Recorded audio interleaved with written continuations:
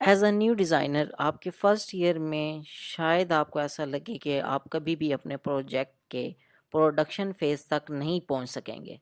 दो काफ़ी सारे स्टेजेस हैं जिनमें से गुजरना होता है, लेकिन ये ज़रूरी है कि हम रियलाइज़ कर सकें कि हर स्टेज कितना ज़रूरी है फाइनल प्रोडक्ट के लिए। आज की इस वीडियो में मैं आप लोगों को उन स्टेजेस के बारे में बताऊंगा। So let's start this video. अस्सलाम वालेकुम। एक important stage fashion design process के अंदर जो होता है वो होता है गारमेंट सैम्पलिंग का।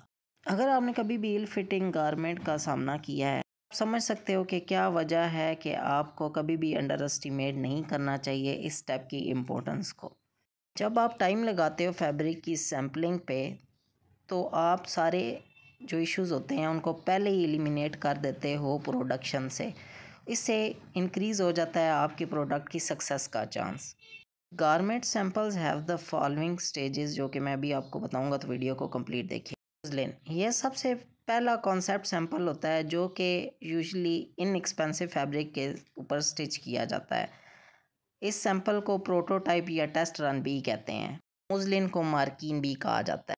फर्स्ट पैटर्न के क्रिएट करने के बाद फिट सैंपल बनाया जाता है ताकि इंश्योर किया जा सके कि आपको जो डिज़ायर फिट चाहिए वो आपके गारमेंट पे आती है या नहीं। सेल सैंपल, जब हम फिट सैंपल तैयार कर लेते हैं तो उसके बाद फैक्ट्री से सेल सैंपल्स की प्रोडक्शन स्टार्ट हो जाती है, जिसमें क्वालिटी को मज़ीद इम्प्रूव किया जाता है और इसकी असम्बली को बेहतर बनाया जाता है फ़ोटो सैंपल, जो कि बनाया जाता है आपकी मॉडल्स के लिए अगर आप लोग अपनी प्रोडक्ट की फ़ोटोग्राफी करवाना चाहते हो। लेकिन अगर आप लोग ये स्टेप नहीं कर रहे, अपने प्रोडक्ट की फ़ोटोग्राफी नहीं कर रहे, तो आप इस स्टेप को स्किप भी कर सकते हो।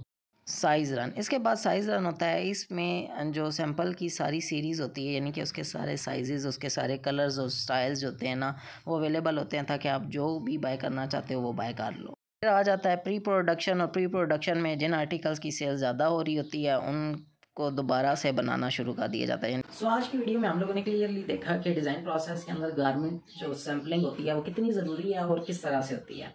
जो डिफरेंट स्टेजेस हैं उनके बारे में मैंने आप लोगों को बताया, तो मैं उम्मीद करता हूँ कि आप लोगों को समझ आया होगा। अगर किसी का इसके बारे में फिर भी कोई क्वेश्चन है तो वो कमेंट सेक्शन में मेरे से पूछ सकता है। वीडियो को प्लीज़ लाइक कर दें, और अगर आप लोग चैनल पे नहीं हैं तो चैनल को ज़रूर सब्सक्राइब कर दें, क्योंकि काफ़ी सारे इन्फॉर्मेटिव कंटेंट है इसी तरह का जो मैं आप लोगों के सामने लेके आता रहूँगा डे बाय डे, और आप लोगों के साथ चीज़ें शेयर करता रहूँगा।